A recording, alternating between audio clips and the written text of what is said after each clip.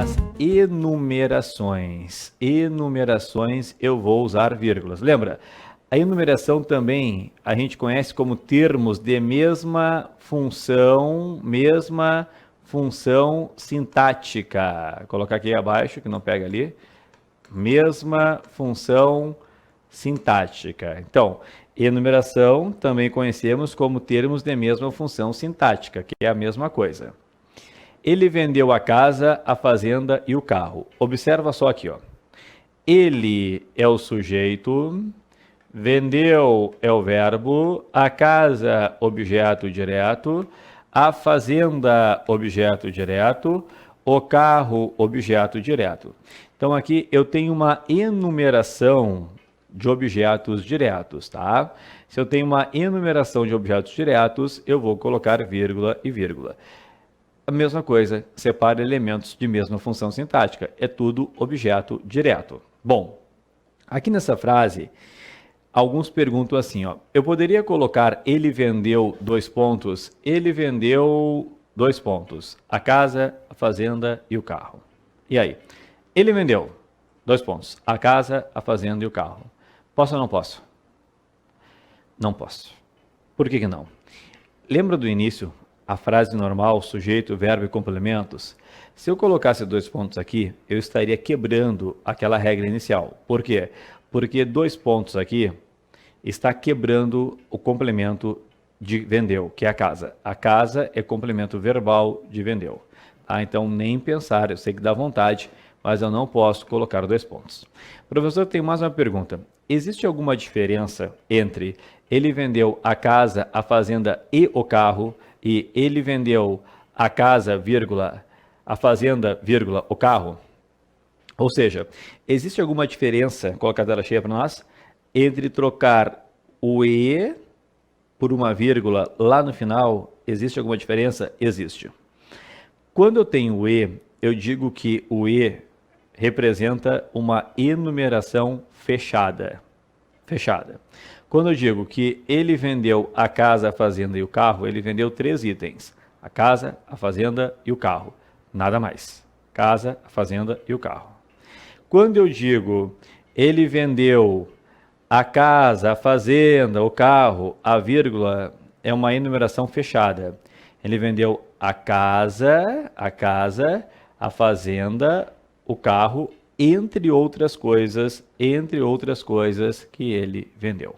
Então, o e é uma enumeração fechada. A vírgula é uma enumeração aberta. Se eu disser, naquela festa encontrei João, Carlos e Luiz, eu encontrei apenas o João, o Carlos e o Luiz. Se eu disser, naquela festa encontrei João, Carlos, Luiz, eu subentendo João, Carlos, Luiz, entre outros que eu encontrei. Tá? Então, há essa diferença aí na classificação de enumeração aberta e enumeração fechada. Bom, depois, use vírgula para assinalar o deslocamento do adjunto adverbial. Como assim o deslocamento do adjunto adverbial? Olha só, a posição do adjunto adverbial na língua portuguesa já vimos, é no final da frase. Se o adjunto não estiver no final da frase, ele estará deslocado. Quando o adjunto adverbial está deslocado, então usa vírgula. Por exemplo, no domingo farei a prova. No domingo é um adjunto adverbial. Por que está deslocado? Porque está no início da frase.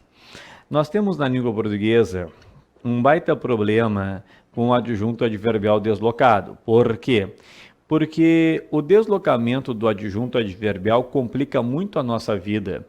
Há uma regrinha que diz o seguinte: se o adjunto adverbial for de pequeno porte, olha só o que diz a regra. Se o adjunto adverbial for de pequeno porte, a vírgula será opcional. O uso de vírgula é opcional. Ou ainda, se for um adjunto adverbial no meio da frase, né, as vírgulas serão opcionais. Então, olha só que loucura. Adjunto adverbial de pequeno porte, a vírgula é opcional. Aí vem a dúvida: no domingo farei a prova. Que no domingo é de grande porte ou é de pequeno porte? Ou é de médio porte? E agora? O que no domingo é? É difícil.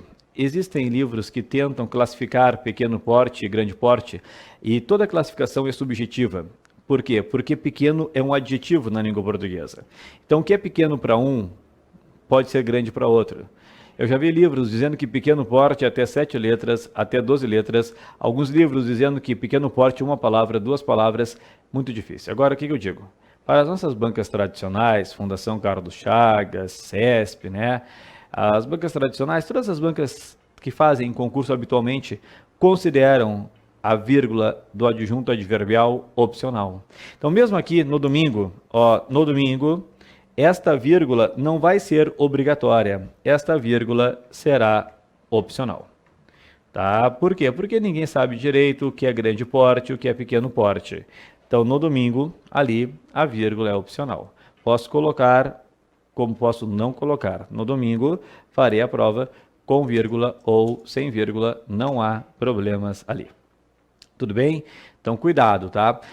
Quando o adjunto adverbial estiver no meio da frase, por exemplo, farei no domingo a prova, aí é o seguinte, ou o adjunto adverbial vem entre vírgulas, farei, vírgula, no domingo, vírgula, a prova, ou ele vem sem vírgulas. O que eu não posso fazer é, quando o adjunto estiver no meio da frase, colocar apenas uma vírgula, né? Farei, vírgula, no domingo a prova, tá errado. Ou farei no domingo, vírgula, a prova, tá errado.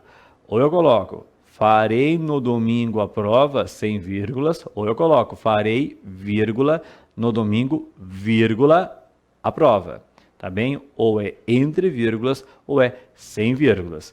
Uma só não cabe, uma só não pode. Ok? Tá valendo aqui? Perfeito? Muito